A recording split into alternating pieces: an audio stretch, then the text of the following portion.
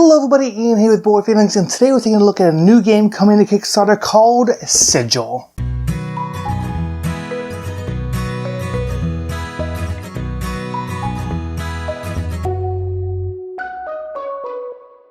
Sigil is an abstract two-player dueling game where you'll be placing your stones onto a board to gain influence. You're going to surround and crush your opponents and cast spells to have powerful effects to overcome your opponents. The goal of the game is to have the most stones on the board by the end of the game. On each player's turn, they first must place one stone on a board, but it must be adjacent to one of their previous stones.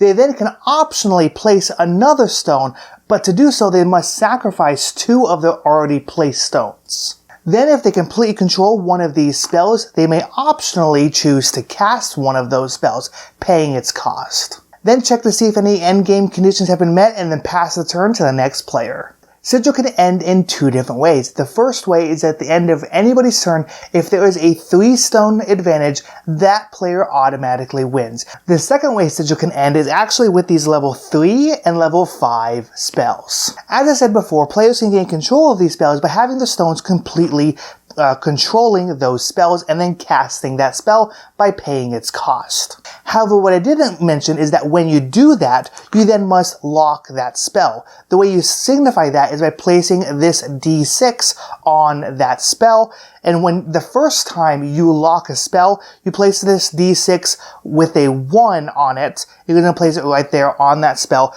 That spell is now locked for the red player. They cannot cast that spell again. That is to say, until they cast another spell. Let's say I then come over to this level 5 spell and I end up filling it up and then end up casting it. I can then move my lock and increment it from a 1 to a 2, moving the lock over to here, and now I've incremented it over to a 2. This will continue to increment until I have cast 6 spells. When either player has cast 6 spells, the game also automatically ends. However, there is a little wrinkle with ties when a game ends by casting spells. That's to say that if the game ends with a tie, the player that cast the 6th spell actually loses the game. The opponent is the one that wins the game. That is because that on the next player's turn, they would just place a stone, having that 1 stone advantage, winning the game. So that's one thing you want to make sure that when you're casting that 6th spell, that you have at least a 1 stone advantage when you do that. So Sigil presents players with 2 main tactical puzzles. The first being simply laying down stones for simple area control. However, one thing I haven't talked about yet is that the only restriction to placing one of your stones is that it must be adjacent to one of your previous stones. That means you can technically place a stone where one of your opponents has one of their stones. So what you can do is you can place a stone where an opponent has their stone, technically pushing their stone out of the way. Or you can do something, go even further than that and completely surround their stone. And in that case, instead of pushing their stone, you actually crush their stone, removing it from the game. And in a game where a 3-stone advantage can win and immediately end and win the game, a single crushed stone could do that for you. And then the second tactical puzzle is obviously with these spells. On the surface, they seem pretty much like a no-brainer. Not only do they advance the endgame, but they also allow you to manipulate the map a great deal. The problem, though, is they often come with a cost. And it's another thing I haven't really talked about yet, but depending on how many of these outside nodes you may be controlling, you may lose all of your stones when casting a spell, or maybe you may lose like all but 1 or 2 of them.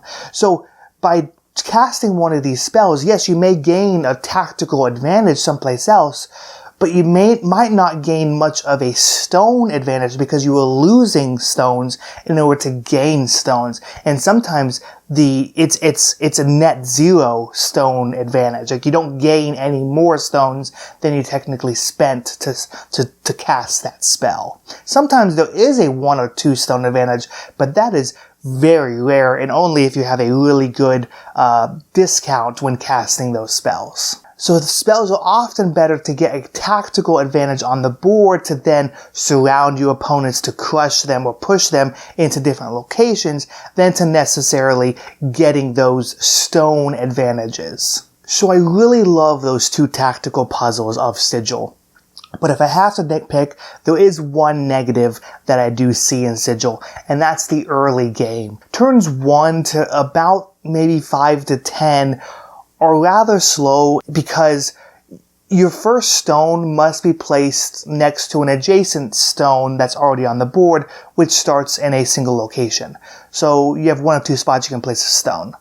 Okay, so then your opponent goes, and then you have 1 of, 3 spots you can place a stone. And it's very slow going like that. So maybe by turn 5 to 10, you maybe control a spell, maybe. But even by that point, you're not interacting with your opponent yet. And so it's not till 10 to 15 are you actually interacting with your opponent. And that's where the game actually becomes interesting. So it definitely takes a little bit of that ramping up point to become interesting. While it is a bit of a negative, it's not a huge negative because these spells are interchangeable, and with that does become some variance. So even though you're always going to be going to either this level 3 or level 5 spell, it's not going to be the same level 3 or level 5 every single time. They're going to change up. And so because of that, there's going to be variability on which one you should go to or how it's going to affect your game or whatever it may be. So definitely a strong mid and end game, just a slow start of the game. So those are some of my thoughts and feelings on Sigil. I imagine if you like other abstract strategy games like Onitama, Patchwork, Hanamakoji, Lost Cities, then I imagine you'll enjoy Sigil as well. Negox and Spinny, board feelings.